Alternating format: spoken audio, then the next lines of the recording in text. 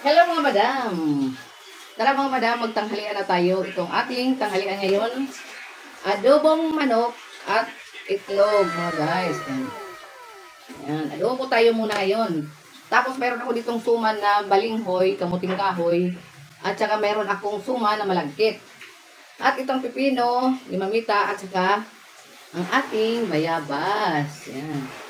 Napakasarap mga guys. Tara na, kain na tayo mga madam. Okay. Maraming salamat po sa mga blessing na pinagdala sa amin. Salamat po sa patuloy mo sa pagpapatay. Ayan, mga madam, tapos na tayo mag-pray. Tara, kain na tayo. Ito ang ating adobo. Adobo tayo mga madam. Ayan. Adobo tayo. Nag-adobo ako ngayon. Hindi muna ako nagulay, bukas naman. Ayan. Tapos, sinalawang ko ng itlog.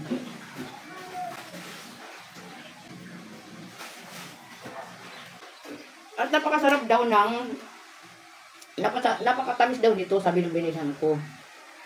Alam niyo mga dam, 70 pesos itong isang peraso. O di ba, napakamahal talaga ng mga putas ngayon. 70 pesos kaya hinati-hati ko lang. Tapos ito naman ang aking pipino kasi gusto ko lagi may pipino pag kumakain ako kasi maganda pala ito sa pag may mga sugar. Pag mataas ang blood sugar.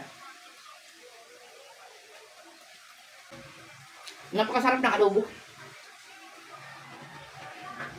Minsan lang ako magluto nito mga madam. Hindi ako lagi nagluto nito, paminsan-minsan lang kasi iba yung mga menu ko kasi yung sa bata, binabasi ako, ito gusto rin ng ako ko.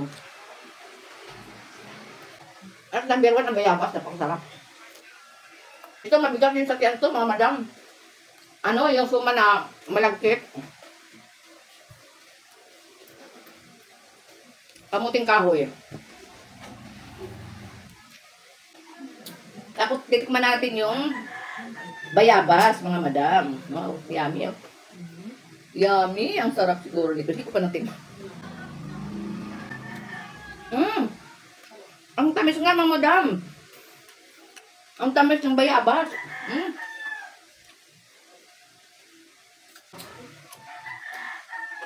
Yun lang po mga madam. Salamat po sa panood ng video ni Mamita.